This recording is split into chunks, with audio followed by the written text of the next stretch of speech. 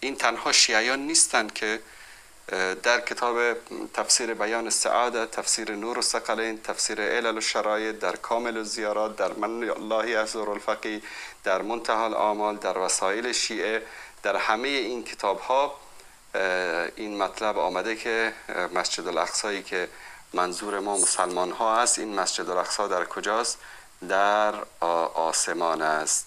و اون مسجد الاقصایی که ما بهش اعتقاد داریم، اون که فعلا در سرزمین فلسطین واقع شده است، این یک اسمی است که همینطور مردم گذاشتن، هیچ واقعیتی ندارد.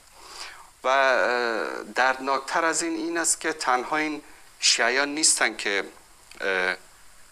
اعتقاد دارن بر این که مسجد الاقصی در فلسطین نیست، بلکه متاسفانه بعضی از منتسبین به اهل سنت هم که شیعه زده شدن و از افکار شیعیان متاثر شدن یا از افکار معتزله متاثر شدن، اینها هم متاسفانه همین اعتقاد رو دارن و میگن که مسجد الاقصی در آسمان است و پیامبر صلی الله علیه و سلم به این بیت المقدس سفر نکرده، بلکه مستقیم در خواب رفته به آسمان.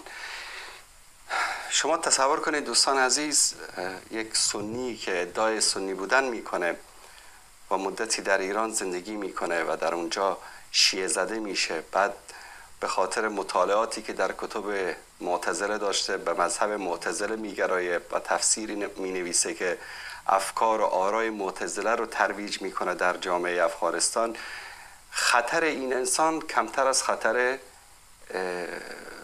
رافضه‌گری نیست. یکی از این اشخاصی که متاسفانه متاثر شده است از افکار معتزله و از افکار روافض، جناب حکمتیار صاحب است که در کتاب متضاد روایات و مذهبی اختلافات مثلا در صفحه 138 در اینجا در مورد معراج میگه که این که پیامبر صلی الله علیه و سلم به اسراء رفتن، به معراج رفتن، این بیت المقدس نیست، این در خواب رفتن به آسمان. یعنی شما تصور بکنید که اگر ما سفر رسول الله صلی الله علیه و سلم به بیت المقدس رو انکار بکنیم، دیگه چه قدسیتی برای بیت المقدس و چه قدسیتی برای مسجد الاقصی خواهد ماند؟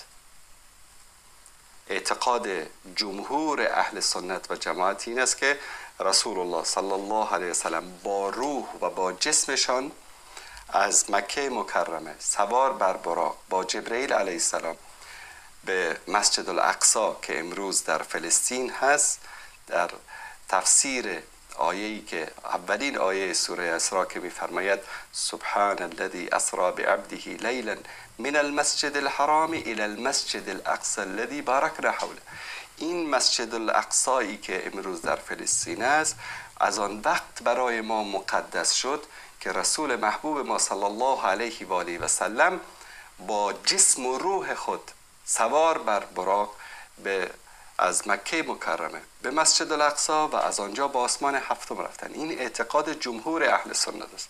اما عده گمراه از جمله معتزله و اشخاصی مانند جناب حکمتیار صاحب در کتاب خود این رو میگن که شما دقت بکنید، در اینجا میگه که درس فقط یا و رویا و چه رسول الله صلی الله علیه و سلم طب خوب که خودل شو. این یک رویایی بود که در یک خوابی بود که رسول الله صلی الله علیه و سلم دید.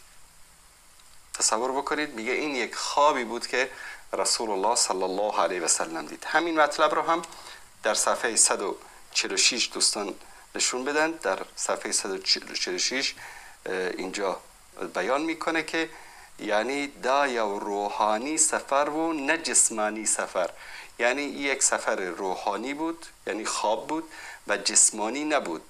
نو هغه روایات د قرآن د دې آیات سره ارخ نه لګوي چې وای دا سفر په وی خطر سره شو او جسمانی سفر و څوک چې رویا له خوب نه پرته په بل معنی تعبیروي او د وی خیلندنه گنی لوی اشتباه حتی د قرآن پر جسارت کوي. کسایی که فکر میکنن که پیامبر جسمانی سفر کرده، اینا حتی به قرآن کریم جسارت میکنن عجب جسارتی. و اینها که هستن غلط تعبیر میکنن از قرآن کریم. ماشاءالله ایشان درست تعبیر میکنن و این همه علمای جهان اسلام غلط تعبیر کردن. در صفحه 147 هم در اینجا میگه که او حتی د قرآن آیتونه دیو ناسم تصور لپاره تعریف اول وی چې څوک د دې کلمې اصلي معنی پرېږدي او د ویښې رویای وګڼي. میگه که کسانی که فکر میکنن که این یک سفر جسمانی بوده نه سفر خواب، اینها قرآن رو تحریف میکنن. تهمت بزرگی که به مفسرین قرآن کریم، به صحابه و به جمهور علمای اهل سنت. حالا ببینید دوستان عزیز و گرامی که دشمنان بیت المقدس فقط روافض نیستن، دشمنان بیت المقدس فقط یهود نیستن. کسانی که این گونه افکار رو دارند اینها هم دشمنان بیت المقدس و دشمنان فلسطین و دشمنان این سرزمین مبارک خواسته و یا ناخواسته قرار میگیرن. حالا شاید بعضیا بگن که بله ایشان آمدن تظاهرات کردن و پرچم بلند کردن و اعلان فلان کردن و این کردن. ببینید این نمایش ها، این چیزها را که سالهاست ایران هم داره انجام میده، حزب الله هم داره انجام میده. خمینی هم اعلان کرد که جمعه آخر ماه رمضان روز قدس است، بلند میشه. به قدس اعتقاد ندارن. شما یک عالم شیعه رو از علمای تراز اول شیعه رو سراغ ندارید که اعتقاد به قدسیت بیت المقدس فعلی داشته باشه. همه میگن مسجد الاقصی بیت المقدس در آسمان است. بعدشون اومد به خاطر فریب امت اسلامی و سوء استفاده از قضیه فلسطین چیکار کردن؟ اومدن روز قدس رو چیز کردن، درست کردن و یک نمایش نامه‌ای که در اینجا مردم رو جمع میکنن آی فلان و بحر آزادی قدس از کربلا باید گذشت. الان کربلا هم گرفتن، سوریه هم گرفتن. الان در دو کشور، هم در لبنان و هم در سوریه، ایران مرز اسرائیل است، هم در جنوب لبنان و هم در جولان در سوریه، در بلندی های جولان. چرا هیچ کاری نمی کنن؟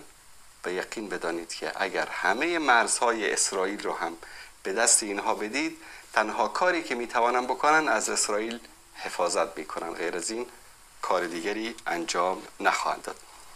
از همین لحظه به بعد تماس های شما عزیزان رو خواهیم گرفت. دوستان عزیزی که دوست دارن در برنامه شرکت بکنن